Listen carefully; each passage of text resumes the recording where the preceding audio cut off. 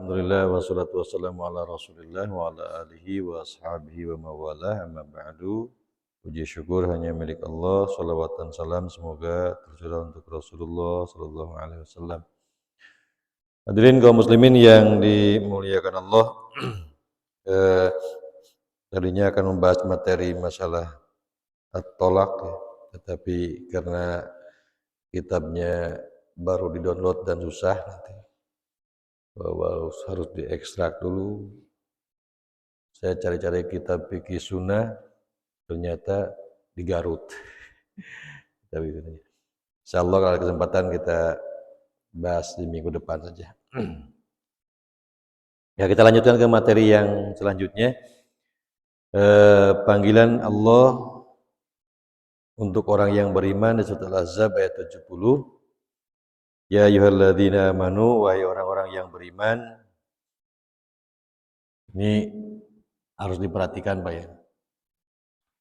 Di ayat-ayat yang ini kan Allah itu sayang sama kita, makanya Allah panggil.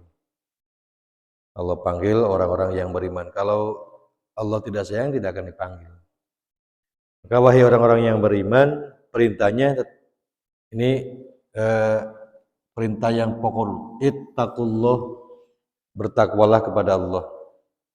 Takwa dalam segala hal, dalam segala urusan. Jadi yang paling sudah sampaikan, yang paling standar itu ya, yang standar itu laksanakan semua perintah Allah dan Rasulnya. Jauhi semua larangan Allah dan Rasulnya. Itu sajalah. Ittaqullah, bertakwalah kepada Allah. Dari mana nanti kita bisa mengetahui perintah dan larangan Allah, perintah dan larangan Rasul? Ya melalui kajian ini, melalui kajian-kajian yang Allah sampaikan dalam Al-Quran. Makanya kalau Al-Quran itu sebagai hudan, Al-Quran itu sebagai petunjuk, tapi banyak orang yang tersesat. Kenapa banyak orang yang tersesat? Padahal Al-Quran sebagai petunjuk. Itu karena orangnya jangankan membaca, jangankan memahami, membacanya pun tidak. Dan tidak mau, dan tidak punya keinginan untuk mempelajarinya. Tidak punya keinginan untuk belajar. Kayak begini saja. Pak dokter kan sedang dokter ya? Dokter. Petunjuk sebagai seorang dokter ketika melaksanakan sebuah pekerjaan ada aturannya kan? Ada aturannya. Ada petunjuknya kan? Juknisnya ada. Kalau Pak dokter tidak mau belajar, mempelajari bagaimana aturan, bagaimana cara operasi, bagaimana cara mendeteksi orang sakit kepala, bagaimana obatnya, tidak mau belajar karena asal-asalan. Kasih obat asal-asalan aja. Kalau kasih obatnya asal-asalan, bagaimana nanti efek kepada orang yang diobatinya? Sembuh kira-kira enggak? Bukan tambah sembuh, malah tambah miring gitu kan. Nah sama Pak, Al-Quran juga sebagai petunjuk, hudan. Kan orang Islam semua tahu bahwa Al-Quran itu sebagai hudan, petunjuk bagi orang-orang Islam, bagi orang-orang mukmin, bagi orang-orang yang bertakwa. Tapi bagaimana kita bisa mempelajari, bagaimana kita bisa menjalankan petunjuk itu kalau kita tidak belajar, tidak membaca petunjuk itu? Bagaimana kita bisa Al-Quran bisa menunjukkan yang benar sementara kita tidak dekat juga dengan Al-Quran, tidak juga membacanya, dan tidak mau membacanya juga? Nah, akhirnya banyak orang yang tersesat. Sekahayang orang. Kenapa? Karena jauh dari Al-Quran. Jadi nggak ada yang maca Quran kayak nyutupan celi. Nyutupan celi. Nah itu ya hal-hal yang seperti itu. Ada juga orang yang suka baca Al-Quran. Ada suka baca Al-Quran. Dari mulai Al-Fatihah sampai Anas dia baca khotam. Tapi tidak bisa merubah perilakunya. Tidak bisa merubah perilakunya. Orang baca Quran, rajin baca Qurannya, tetapi tidak bisa merubah perilakunya. Kenapa? Karena tidak tahu isinya. Anu apa tanya kalapa we, kalapa. Tapi itu bisa cara masekna. Ayeuna kumaha teu ngasaan kumaha rasana kalapa. Orang rajin baca Quran dari A sampai E, dari Ali, dari Ba sampai apa? Terakhir. Sampai Ya ya. Tiap hari, tapi tidak bisa merubah perilakunya. Itu karena Al-Qur'annya hanya sekedar dibaca tetapi tidak digali isinya. Akhirnya apa? Banyak juga orang yang tersesat baca Al-Quran. Memang dia ibadah. Baca Quran itu kan ibadah. Ibadah. Ya sama, sholat juga ibadah. Kalau sholatnya hanya sekedar sholat, tidak punya pengaruh apapun kepada diri kita dan lingkungan, dan hubungan kita dengan Allah, maka sholatnya hanya sekedar sholat. Tidak tahu isi sholatnya. Sama, Al-Quran petunjuk. Al-Quran itu sebagai petunjuk, tetapi masih banyak orang yang tersesat karena tidak tahu isinya dan tidak mau menggali isinya. Akhirnya ya sebalang bentor we hirupna. Nah, dah ittaqullah, bertakwalah kepada Allah. Perintah yang kedua, waqulu, dan berkatalah qaulan, perkataan sadida yang apa Pak? Sadidah yang benar. Waqulu, berkatalah qaulan sadida, perkataan yang benar. Ini perintah Allahnya. Kalau tidak bisa berkata benar, man kana yu'minu billahi wal yaumil akhir falyaqul khairan. Barang siapa yang beriman kepada Allah dan hari akhir, falyaqul khairan, maka katakanlah perkataan yang baik. Malamun tidak bisa baik, au liyasmut, atau diam saja. Urang mah teu noroweco. Kamu lamun sakeunaan ku hawa nafsu mah sigana ngaran hewan disebutan ji. Lamun terus dikuasai ku hawa nafsuna. Bahasa-bahasa preman, bahasa-bahasa binatang keluar kamu. Nah, itu kalau sudah dikuasai hawa nafsu. Tidak mungkin Allah memerintah sebuah pekerjaan kalau tidak ada kebaikannya buat kita. Jadi tidak mungkin Allah menyuruh sesuatu kalau tidak ada nilai baiknya buat kita. Apa nilai baiknya? Orang yang bertakwa kepada Allah, orang yang berkata benar, maka di ayat 71-nya yuslih lakum, Allah akan memperbaiki lakum, bagi kalian, a'malakum, pekerjaan kalian. Namanya memperbaiki itu, namanya memperbaiki ya. Memperbaiki, contoh dari nilai 1 menjadi 2, naik tuh. Naik tidak? Naik kan? Artinya kalau kita bertakwa dan berkata yang benar, maka Allah akan meningkatkan, gitulah. Memperbaiki, meningkatkan, ditingkatkan ke Allah. Apa yang tingkatkan? Amalakum, amal, perbuatan, pekerjaan. Amal itu asalnya dari amila. Kalau jamaknya amal, semua pekerjaan, baik ini urusan pekerjaan dunia maupun akhirat. Urusan sholatnya jadi halus.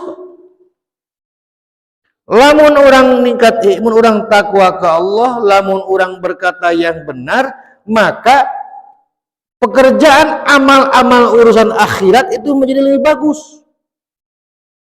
Siapa? Ditingkatkan oleh Allah amalnya.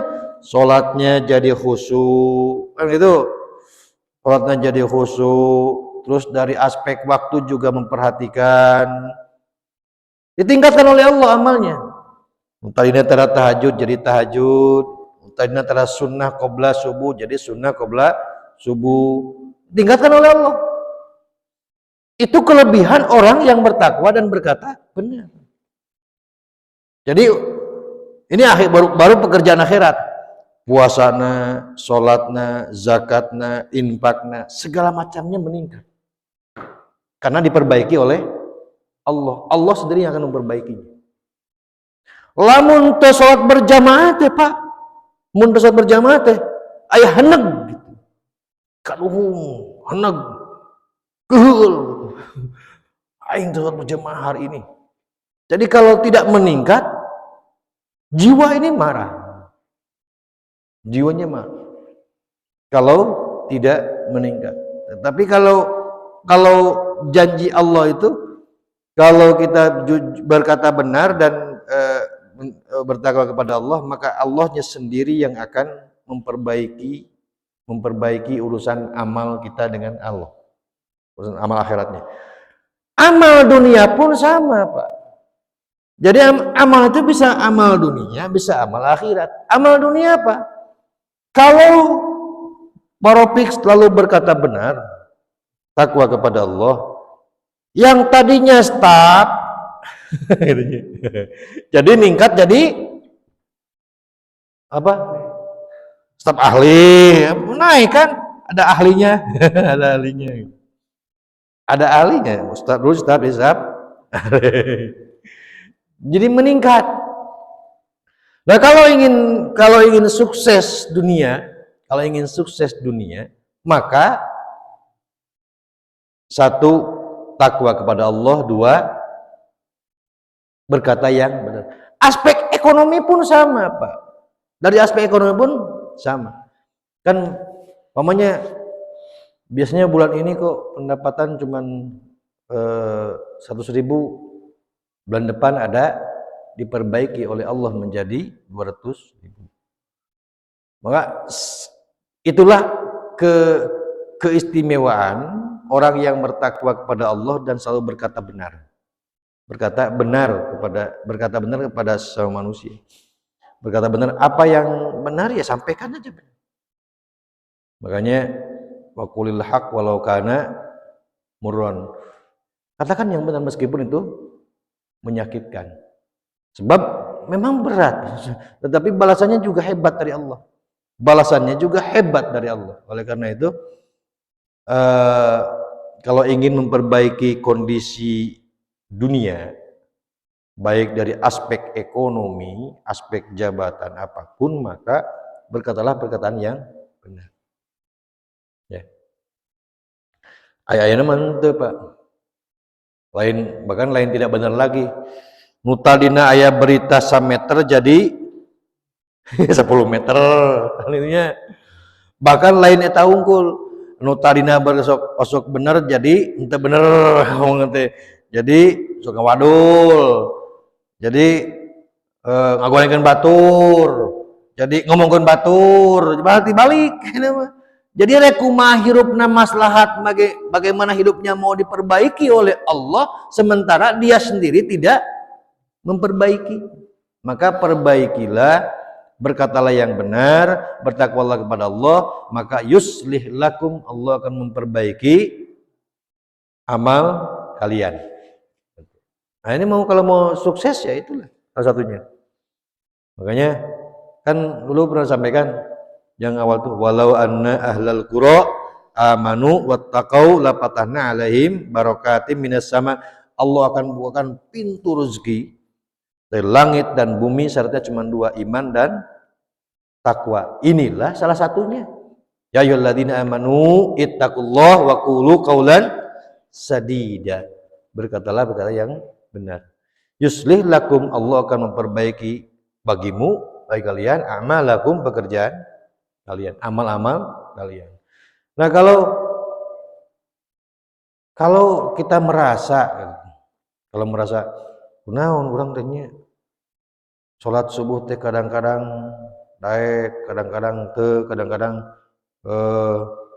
keur getol mah hudangna jam 4, teu keur getol mah kadang-kadang jam 4:30, Kadang-kadang jam 5. Harusnya introspeksi diri, Pak.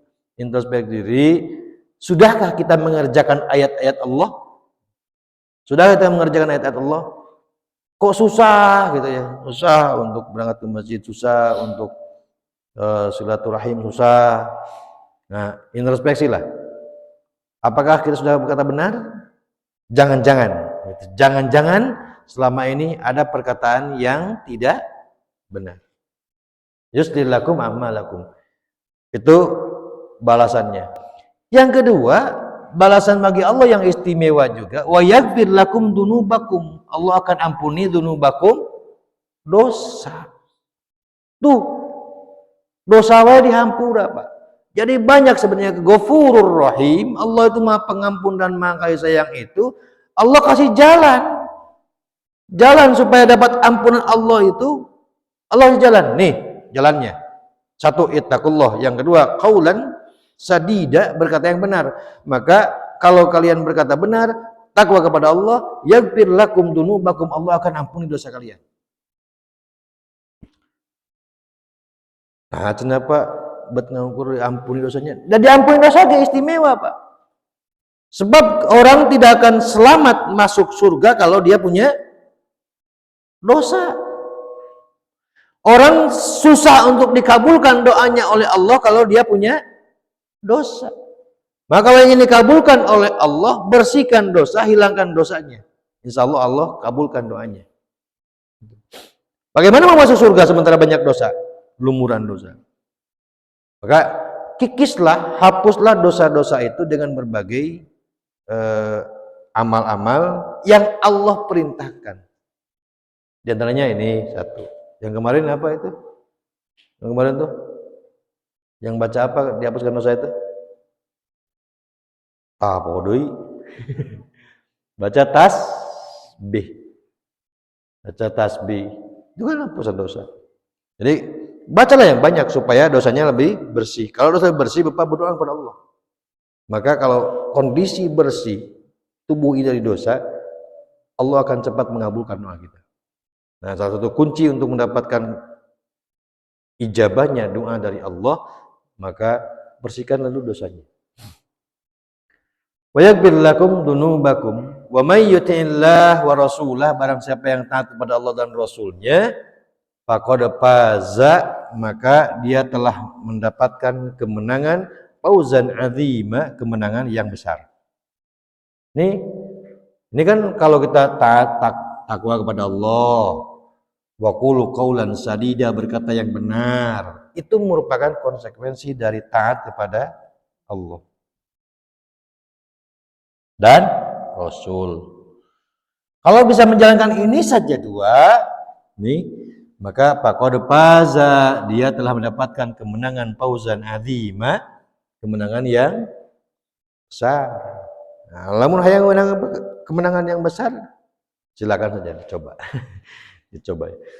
Ya, itu saja yang bisa disampaikan pagi ini. Mudah-mudahan ada manfaatnya untuk kita semua. Dan mudah-mudahan kita senantiasa diperbaiki oleh Allah segala amal kita, karir kita, semuanya. Ekonomi kita juga diperbaiki oleh Allah dan diampuni dosanya oleh Allah Subhanahu wa taala. Demikian, mohon maaf atas segala hilapnya. Subhanallah wa ni'mal wakil. Wassalamualaikum warahmatullahi wabarakatuh.